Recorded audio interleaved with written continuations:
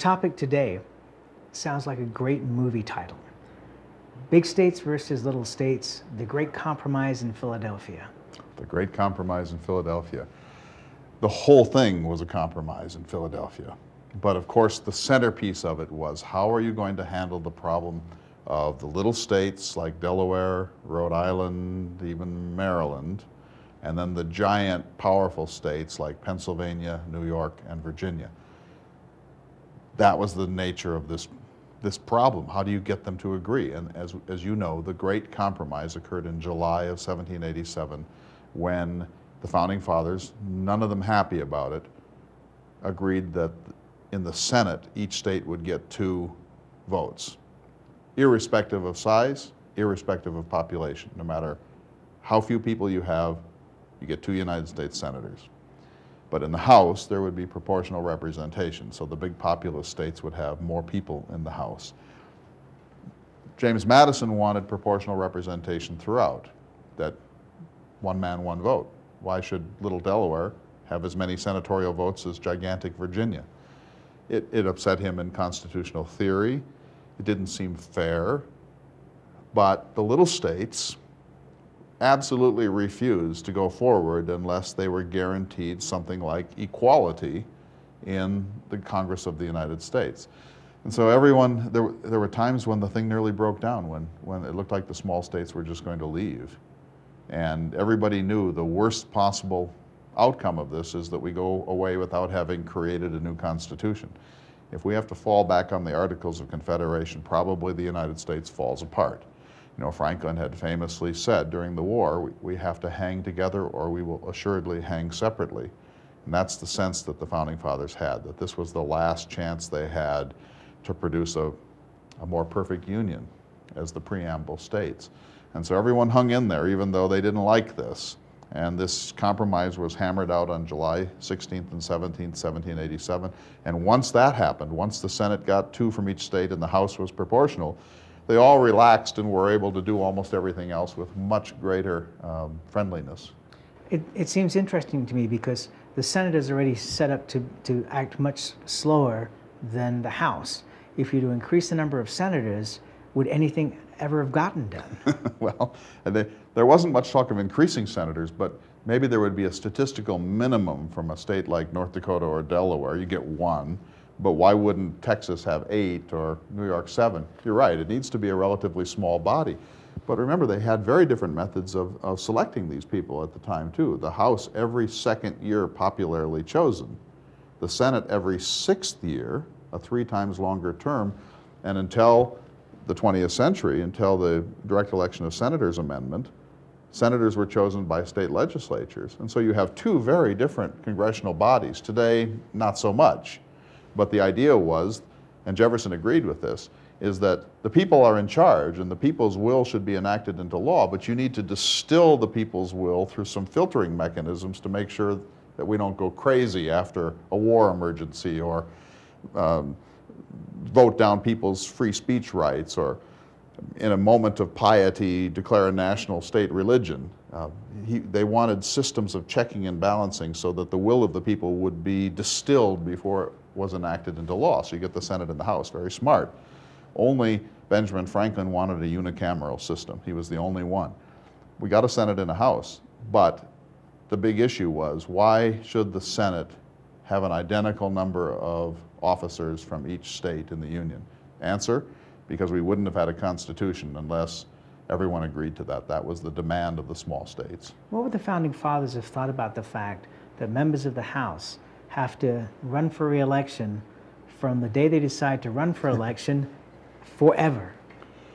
Well, Jefferson would have said that's right, because that means that a congressman, a member of the House of Representatives, has to be listening every second to his constituents. He doesn't dare deviate, because if he does, he's out. Whereas a senator, and you often see this, in the first 2 years of his or her term, will do controversial things and hope that the public settles down or forgets about it before that 6 years is up.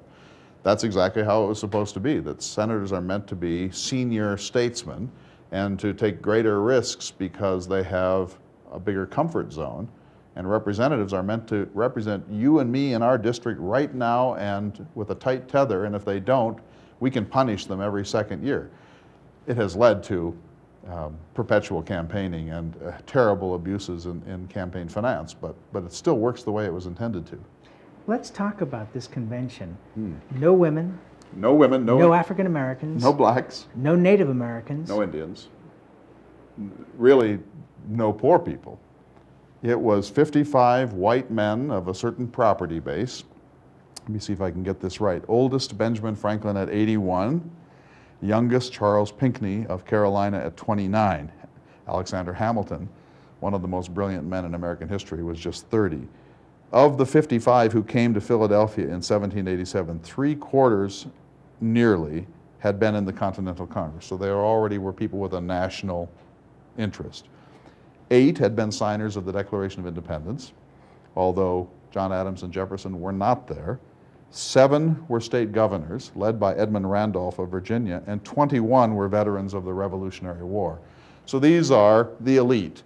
These are the best educated, most prominent citizens in the United States, but ones with a national bent. People with state interests, like Patrick Henry of Virginia, didn't come. Henry was selected as a delegate, and he famously refused to come. Sammy said that he smelt a rat. In other words, he felt that this thing was going to go too national, and so he stayed home. But the people who came, these 55, there were never more than about 30 in place at any given time.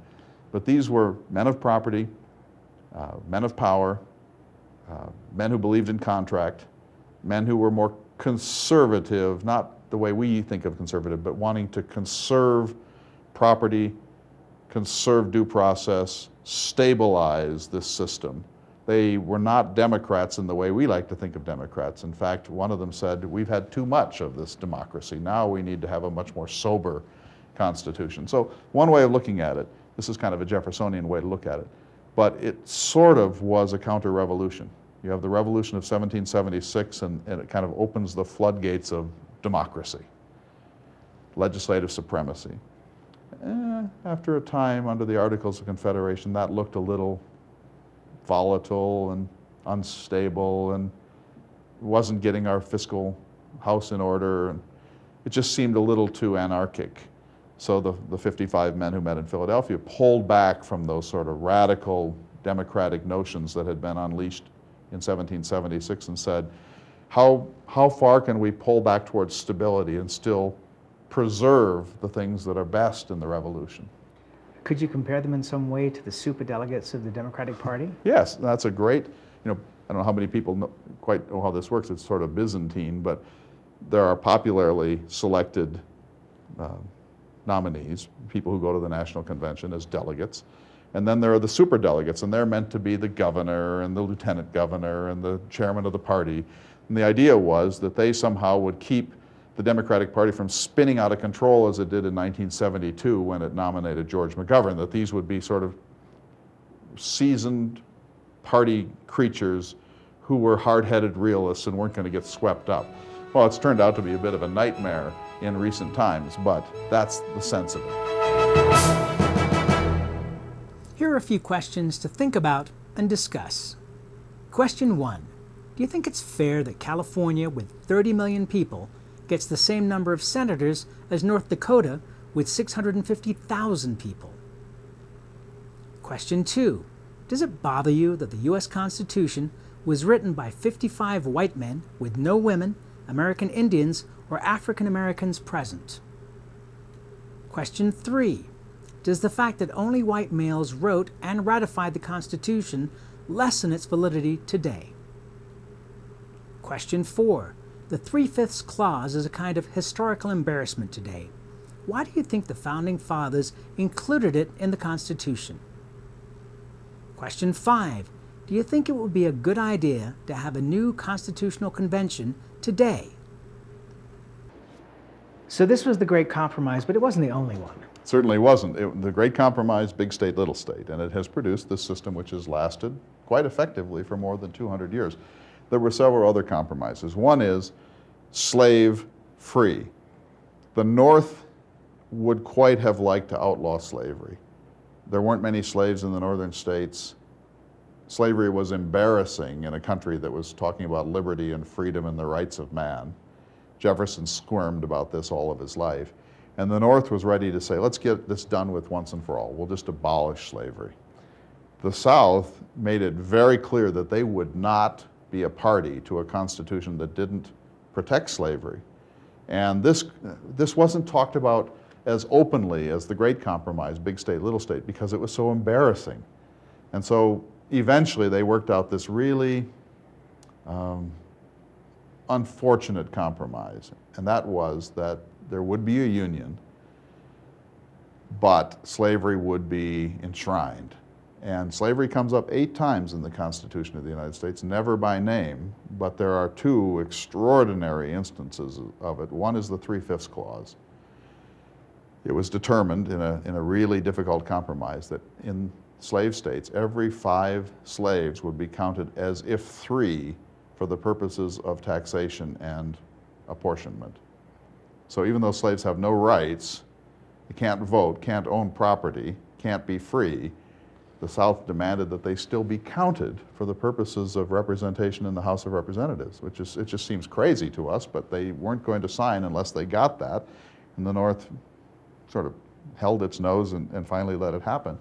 And secondly, the South was just paranoid that under a national government, slavery would be regulated out of existence or abolished altogether. So they got a provision added that the national government could not restrict or outlaw the slave trade for 20 years. For the next 20 years, from ratification until X, we could still traffic in slaves from Africa. And only after those 20 years could the national government even begin to regulate the slave trade. So the South was basically saying, we're only coming in as slaveholders. And they also insisted on a fugitive slave clause in the Constitution that required Northerners and Northern institutions like the police to cooperate with Southerners when they were trying to track down slaves that had escaped into the North.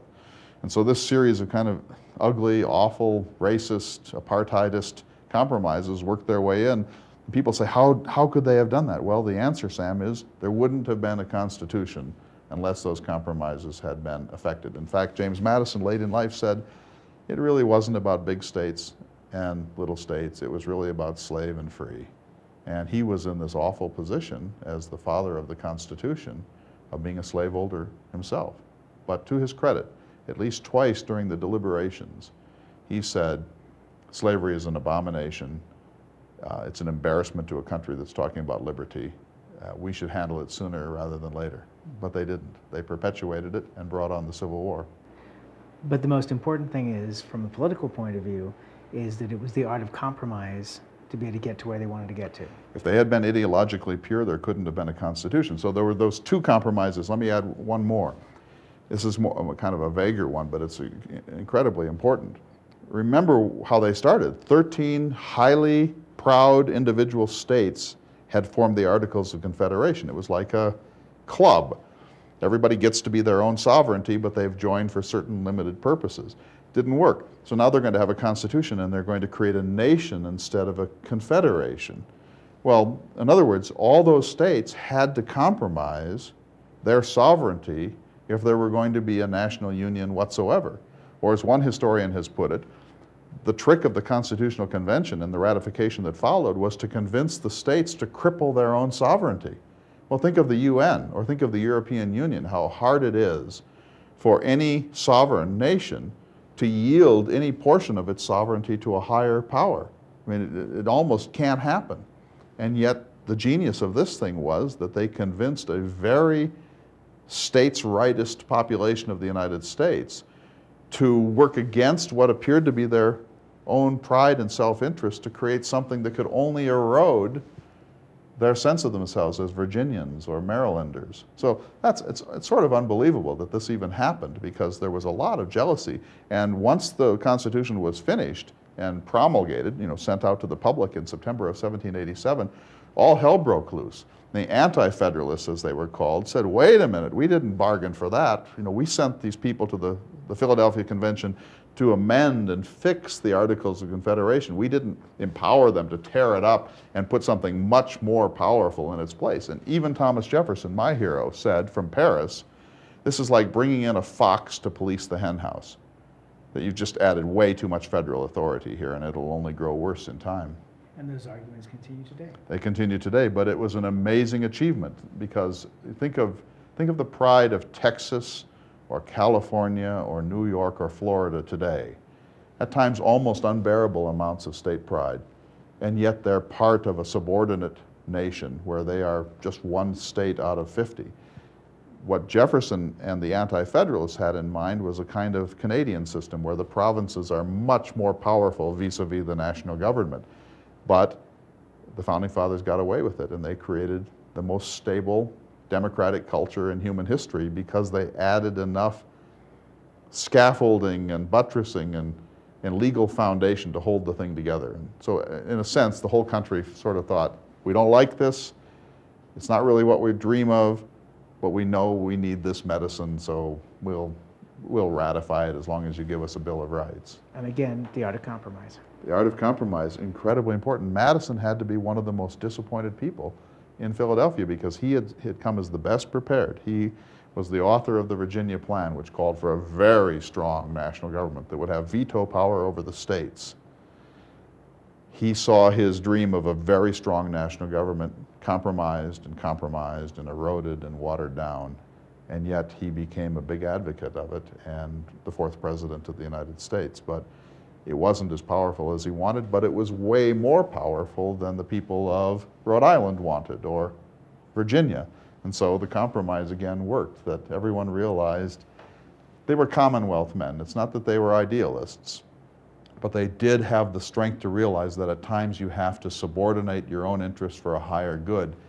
Let me just say, I don't think we have as much of that Commonwealth spirit in the 21st century as we saw in the 18th. Here are some more discussion questions. Question 6. If we had a constitutional convention, what issues do you think would be the most important to address? Question 7. Alexander Hamilton wanted to be governed by a monarchy. How would we benefit from having a king or queen? Question 8. Try to think of some ways that we constitute ourselves that are not written into the U.S. Constitution. For example, filibusters in the U.S. Senate. Question 9. Why do you suppose many Americans in 1787 opposed the new Constitution? Question 10. How would you pick delegates to a new national constitutional convention? So let's talk more about what actually occurred based upon the fact that they were able to secure a Bill of Rights. Right. Well, let me just back up to say that there were people that, we like to think of the Founding Fathers as this sort of monolithic group of people who shared a certain vision of America. Not so. On the far right, there was Alexander Hamilton, who wanted not only a monarchy, but a hereditary monarchy. He said he wanted a high-tone government mounted, almost a hyper-government. On the left, there were these sort of anti-federalists who wanted just to make a few little adjustments in the Articles of Confederation and the states would stay supreme. They hammered out the set of compromises, one of the great moments of compromise in the history of public deliberation. But when they finished, they all thought, uh-oh, now we have to go get this ratified. And the people of the United States hadn't been following this process because there had been a secrecy order at Philadelphia. And so the people have no idea what's going on behind those closed doors, but they're a little worried. And suddenly the new Constitution is published, and it's way more powerful than anyone had thought. And the people responded with real anger and bewilderment. How did this happen? This isn't what we fought the revolution for. I'm a citizen of Maryland. I'm not an American. So they demanded a Bill of Rights. Jefferson demanded a Bill of Rights. He said in a famous letter to Madison, a Bill of Rights is what every people on earth has a right to expect against its government. So Madison reluctantly produced a Bill of Rights that was passed by the first Congress of the United States. And the key one in terms of this story is the 10th. The 10th Amendment to the Constitution says those powers not delegated to the national government still belong to the states and to the people. In other words, it may look like a powerful government, folks, but it's not going to run away with your liberties. The states are still important, and there's going to be a dual sovereignty. We'll be a nation in certain respects and will be state-based in all other respects. Well, of course, that's been mostly forgotten through the course of American history, but that was designed as a salve to persuade the American people that they hadn't lost control of their lives thanks to the Constitutional Convention. Very important. Now you talk about the three constitutions. Explain that. Right. Well, this theory. is. Let me see if I can develop this in a relatively short compass. There is the Constitution. You know, you can read it. It's on websites. It's in every textbook. It's handed out on the 4th of July. It says such and such. It's a document of about 4,000 words, and it's what was produced by this convention. But then that's the Constitution that's inscribed, as it were, by Moses.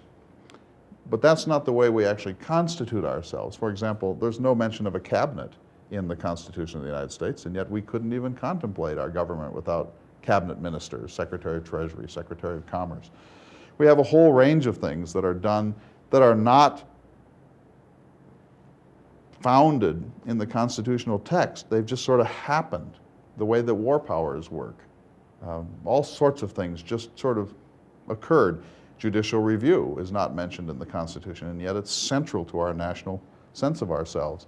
So that's the way we constitute ourselves. These are habits, court decisions, precedents set by people like George Washington and Thomas Jefferson and the early Congresses, and they created a kind of surround constitution that's bigger than the written thing and sometimes even at odds with it, but it really is the way we constitute ourselves. And that's quite similar to the British Constitution. The British don't have a written constitution. They just have this accumulation of decisions and traditions. So that's the second constitution. The third constitution is the habits of the American people. In other words, let's just say that tomorrow we outlawed all abortion. There would still be abortions. The cat's out of the bag on this. If we said tomorrow there can be no pornography, there would still be pornography because of the intellectual revolution through the internet. If we said, well, here's a very good example. We don't allow betting on college sports. Most sports betting is illegal in most of the United States, and yet it's universal because it's going to happen, and there aren't any laws that can really get their teeth on these things. And so the habits of the people very often determine what government can get away with and what it can't. A great historical example is prohibition. Constitutional amendment prohibiting the use of alcohol and the sale and distribution of it. It had to be rescinded because it couldn't be enforced. The people were going to have alcohol, and so you either create a lawless society or you change the law to regulate a situation that's going to exist whether you like it or not. That's sort of the situation we're in today with the drug wars. You know, our prisons are filled with people who are there because of drug-related offenses. I don't have a particular opinion about that except to say this is going to be a continuing problem because the American people have made it clear that they are going to have access to recreational drugs. Not you, not me, but the majority of the people are unwilling to have a strict drug regimen. So you've got a paradox. So the three constitutions, the written one, which is sort of a fossil from the time of Jefferson and Madison.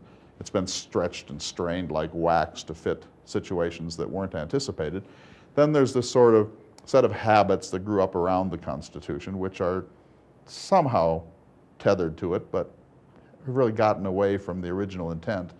And then there is the habits of the American people. They constitute themselves and they say to government, we'll cooperate in some ways with you, but you can't necessarily cover the whole ground on what people will do with their lives. Did the Constitution define war? No. War is one of those things everybody takes for granted. Jefferson didn't. Jefferson, the utopian, actually believed maybe war was one of those things like dueling that will just pass away, that we kind of grow out of it, and that maybe the enlightened world will cease to need war. But no, the Constitution does not define it, but it does divide the responsibility. The president can initiate a defensive war. He cannot initiate an offensive war, but he can initiate a defensive war, but he has to go immediately to Congress to get legislative permission to carry on. And that broke down so severely that after Vietnam, there was a war powers resolution passed by Congress that tried to tighten it back up, but even then it doesn't work. The president is so powerful and war is so urgent when it happens that there's no way that Congress can take the lead, that inevitably the executive is the person who de facto declares war, whether there's a resolution in Congress or not. After all this, do you think that we'll ever have another constitutional convention? Sam, I don't think so. I think the American people like the Constitution that we have, and I don't think we have the confidence that we could do better. And when I talk about this, and I do all over the country, people say, are you crazy?